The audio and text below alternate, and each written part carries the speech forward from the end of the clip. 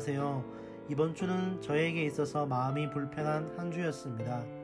사역을 할 때 즐겨 사용하던 아이패드 전원이 들어오질 않았습니다. 수많은 방법을 동원했지만 결국 살려내지 못했어요. 도저히 내가 할 수 없는 것을 깨닫고 왕십리에 있는 애플센터를 방문했습니다. 그러면서 이런 생각이 문득 들었습니다. 아이폰은 애플에서만 고칠 수 있고 갤럭시는 삼성에서만 고칠 수 있듯이 인간은 하나님의 말씀으로만 치유할 수 있구나. 피조물은 반드시 창조주에게 돌아가야 하구나라고 깨달았습니다. 우리 인간이 고장나면 우리를 만든 하나님께로 돌아가야 합니다. 하나님의 형상을 닮은 우리에게 하나님의 말씀만이 영혼을 치유할 수 있고 우리의 삶을 치유할 수 있습니다. 오늘도 하나님의 살아계신 말씀이 내 영혼과 육체를 쪼개어 내 생각과 마음을 치유하는 예배가 되기를 소망합니다. 네, 다음 예로 오신 우리 청년 여러분들 너무 환영합니다. 네, 우리 같이 찬양하고 같이 말씀 들을 텐데요. 오늘 우리가 좀 주님 앞에 나아갈 때 주님 앞에 간절함으로 목마름으로 나아가기를 소망합니다. 찬양 준비할 때 주님께서 그런 마음으로 나아오길 원하신다는 마음이 들었어요. 또 우리가 좀 예수님을 간절히 찾으며 그분을 구하며 성령 하나님께서 우리를 하나님 앞으로 인도해 주시도록 나아갈 때 하나님께서 우리 가운데 은혜를 주시고 만나 주시리라 믿습니다. 우리 같이 그렇게 한 마음으로 하나님 앞에 나아갔으면 좋겠습니다.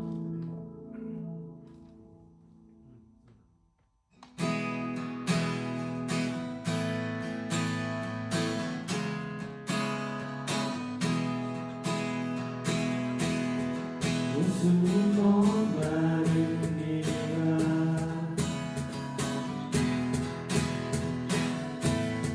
오시려 기름 부으소서.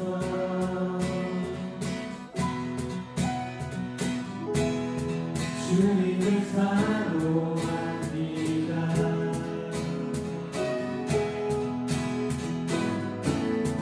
오셔서 채워주소서.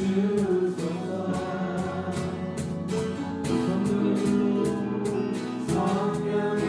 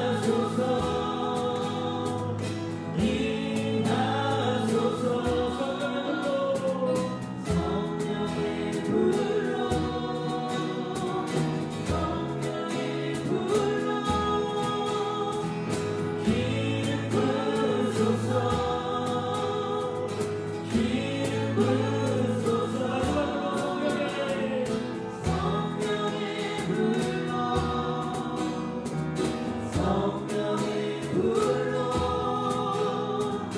임하소서 임하소서 성령의 불로 성령의 불로 기름 부으소서 기름 부으소서. 네, 우리와 함께 하신 성령 하나님 앞에 박수와 영광을 올려드렸으면 좋겠습니다. 성령 하나님 우리와 함께하여 주시옵소서. 인도하여 주시옵소서.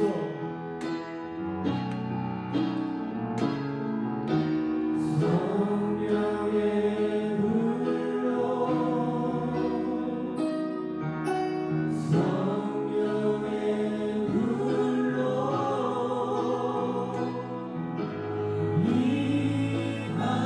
임하소서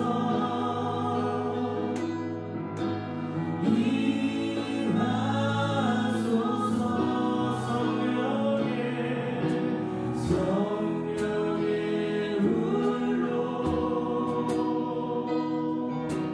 성령의 불로 기름 부으소서. 기름 부으소서 기름 부으소서 성령의 불로 성령의 불로 성령의 불로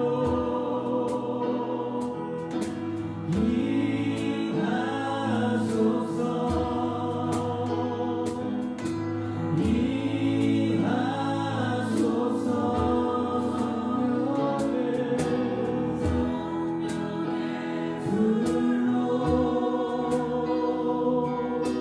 성령의 불로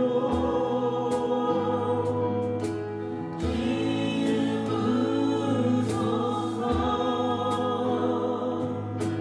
기름 부으소서.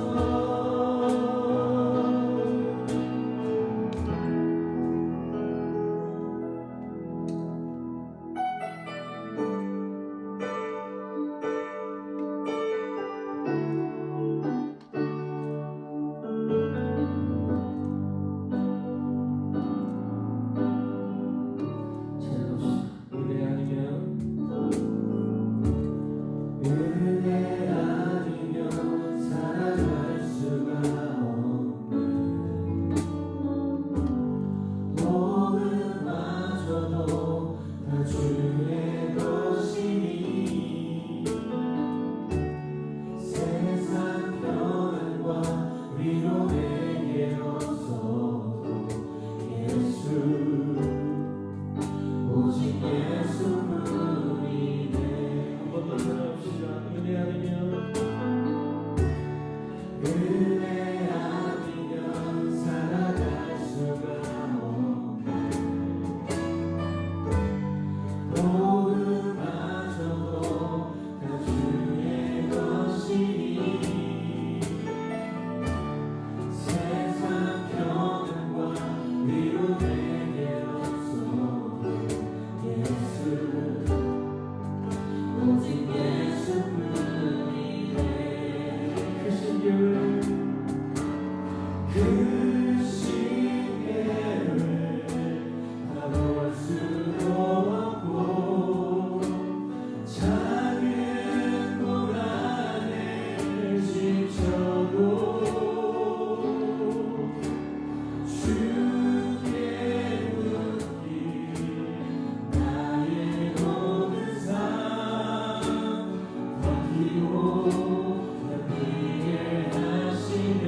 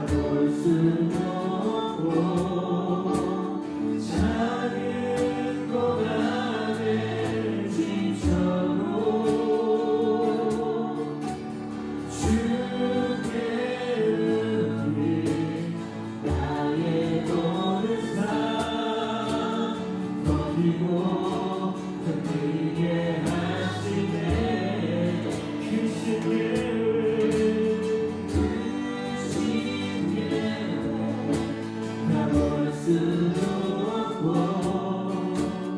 작은 고난을 지쳐도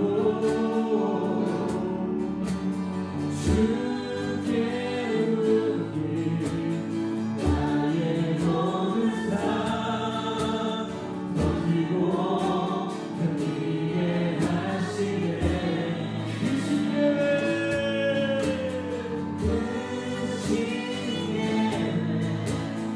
볼 수도 없고 작은 고난에 지쳐도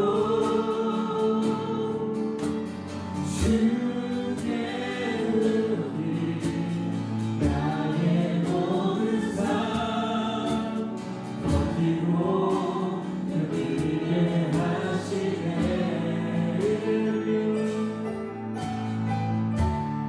은혜 아니면 살아갈 수가 없네 나의 모든 것 다 주께 맡기니 참된 평안과 위로 내게 주신 예수 오직 예수뿐이네 은혜 아니면 살아갈 수가 없네 나의 모든 것 다 주께 맡기니 참된 평안과 위로 내게 주신 주 예수 오직 예수뿐이네 오직 예수뿐이네 오직 예수뿐이네 한 번 더 오직 예수뿐이네 오직 예수뿐이네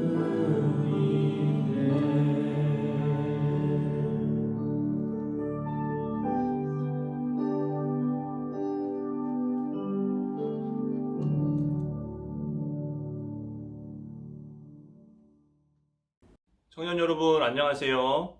오늘은 주기도문 청년아 이렇게 기도하라 그 5번째 시간으로 마태복음 6장 11절 오늘 우리에게 일용할 양식을 주시옵고 이 본문 말씀을 주제로 함께 말씀 나누도록 하겠습니다.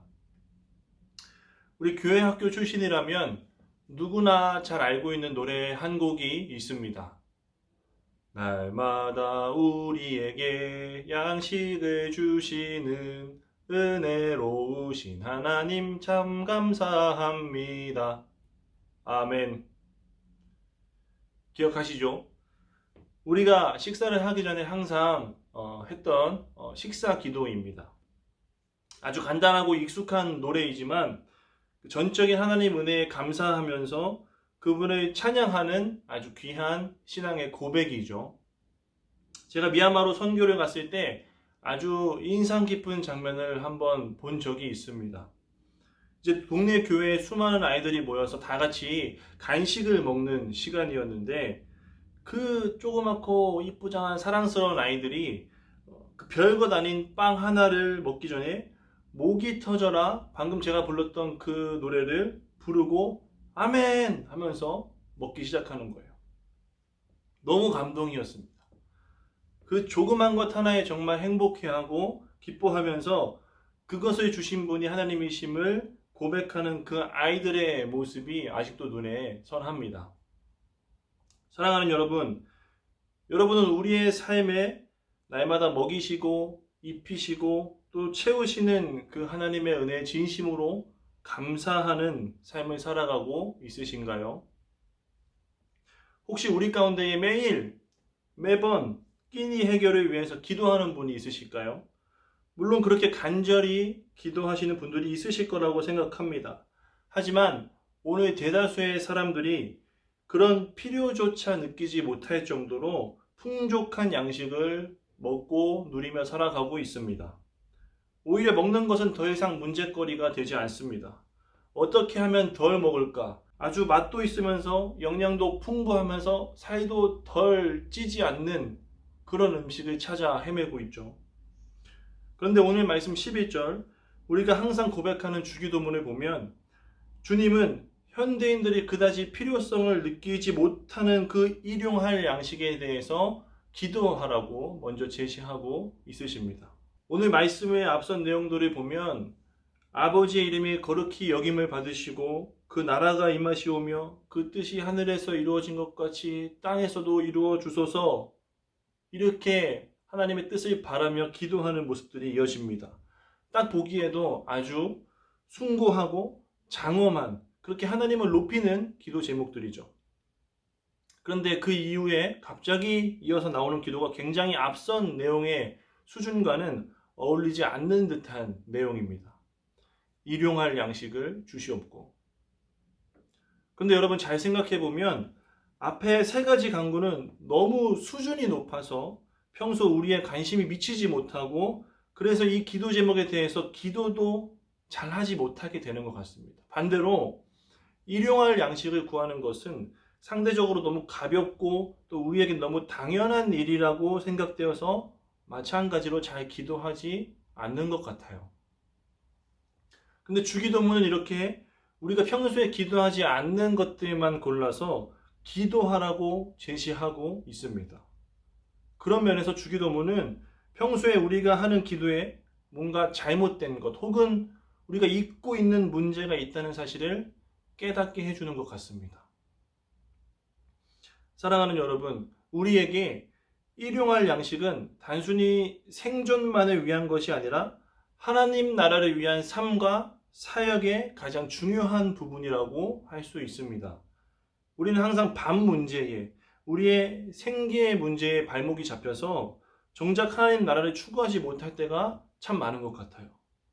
그런데 하늘 아버지께서 이 생계에 대한 염려를 덜어주심으로써 하나님 나라와 그 의를 먼저 구하게 하신다는 것, 이것이 바로 주기도문의 오늘 말씀의 핵심이라고 할 수 있습니다.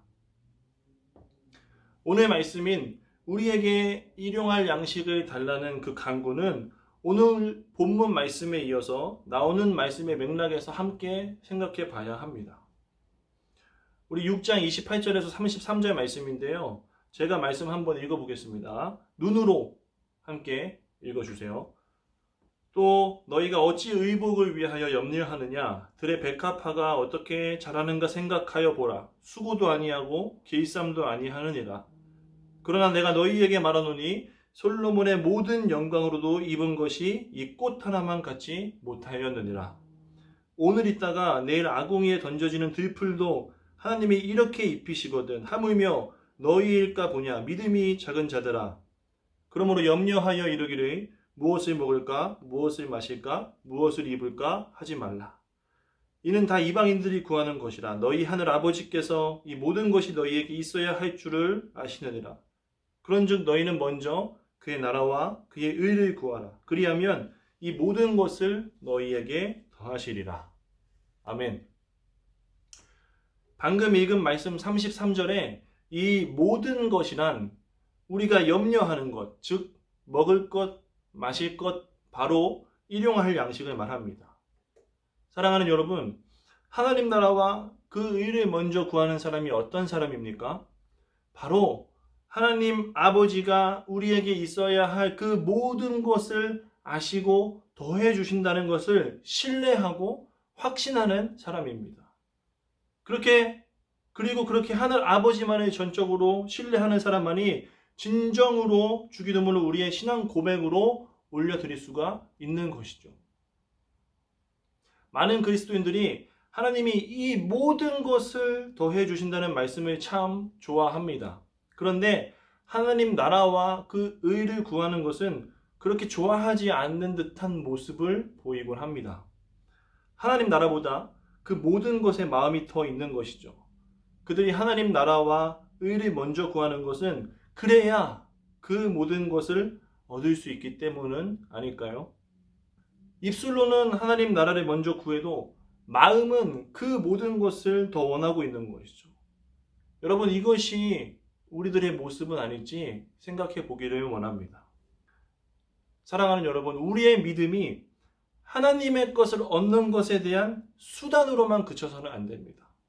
그 모든 것을 주관하시고 또 채우시는 하나님을 온전히 찬양하고 높이기 위한 우리의 삶의 목적이 되어야 한다는 것이죠.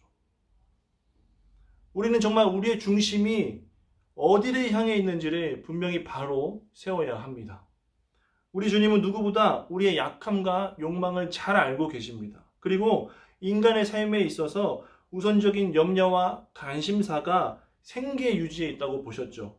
여러분, 사랑하고 사랑받는 것, 누군가와 관계하는 것, 명예를 얻고 내가 성공하는 것, 이런 것보다 더 근원적인 인간의 불안은 생계에 대한 염려라고 할 수 있습니다. 그래서 말씀에서 봤듯이 하나님을 모르는 이방인들은 주로 무엇을 먹고 마시고 입어야 할까를 염려하며 산다고 하십니다. 돌이켜보면 우리가 하는 모든 일들에는 참 많은 염려가 자리 잡고 있습니다. 열심히 내가 일해서 돈을 모으려는 것도 그렇게 하지 않으면 나의 미래가 불안할 것만 같은 염려 때문이죠. 특별히 지금 우리가 살아가고 있는 이 사회는 끊임없이 물질에 대한 욕망을 부추깁니다. 없어서는 안 되고 모자라서도 안 되고 있어도 더 있어야 하고 다른 이들과 비교하면서 결국에는 내 안의 염려에 사로잡히게 되죠. 결국 이런 세상을 살아가는 그리스도인들이 하나님 나라를 구하는 데 있어서 가장 큰 방해가 되는 것이 물질에 대한 욕망, 욕심이고 그 욕망의 바닥에는 생계에 대한 내가 어떻게 살아갈 수 있을까? 내가 어떻게 살아가야만 하는가에 대한 그 불안과 염려가 깔려 있다고 할 수 있습니다. 때문에 이런 불안과 염려에서 자유로워지지 않는 한 우리가 하나님 나라를 먼저 구한다는 것은 불가능합니다. 그리고 그렇기 때문에 하늘 아버지께서 우리에게 있어야 할 것을 다 아시고 그 모든 것을 더하실 것이라고, 그러니까 너희는 염려하지 말고 구하라고 말씀하고 계십니다.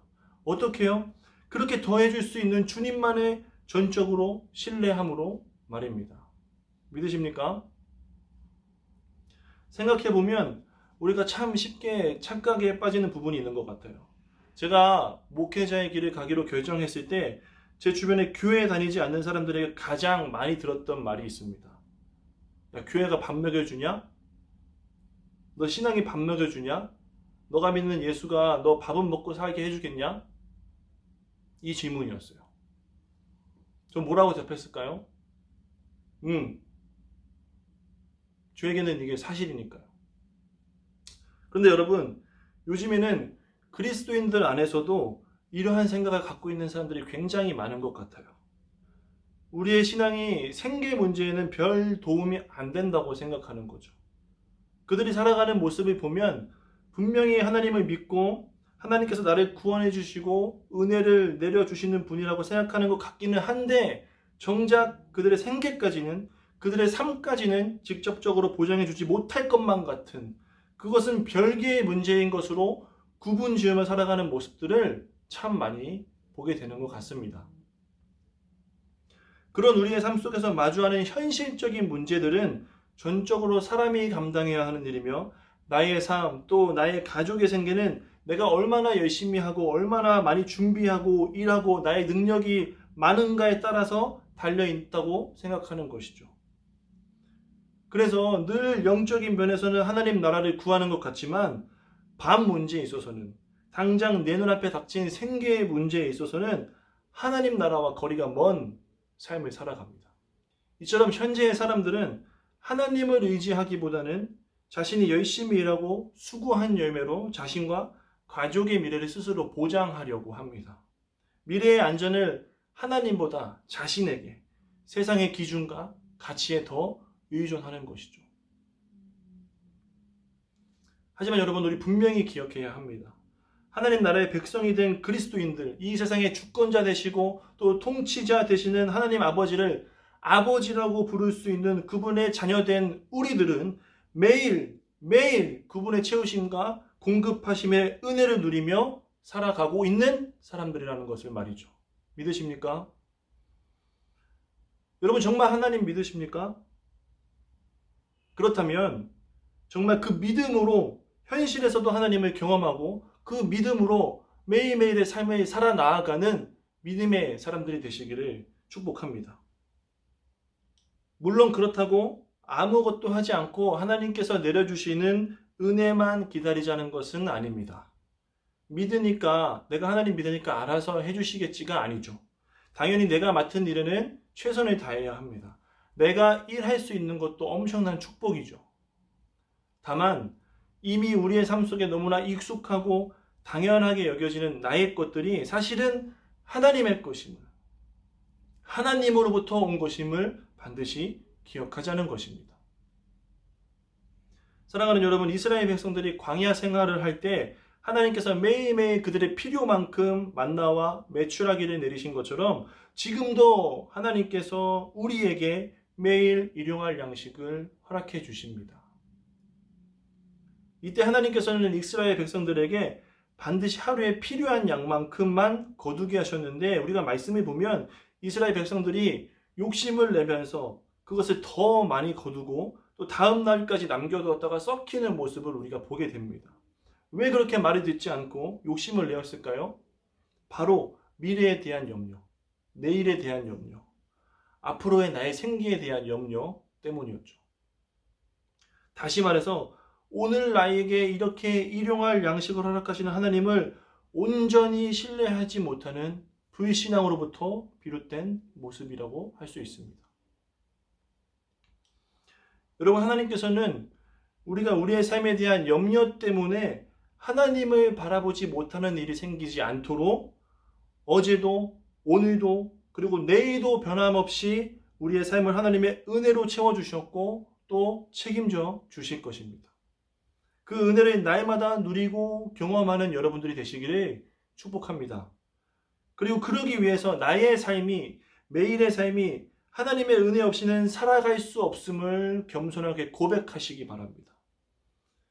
매일의 양식이 내가 무엇을 했기 때문에 나의 수고와 애씀의 대가로 얻는 당연한 것이 아니라 그저 나의 염려를 감사로 변화시켜 주시기 위한 나를 향한 하나님의 선물임을 기억합시다.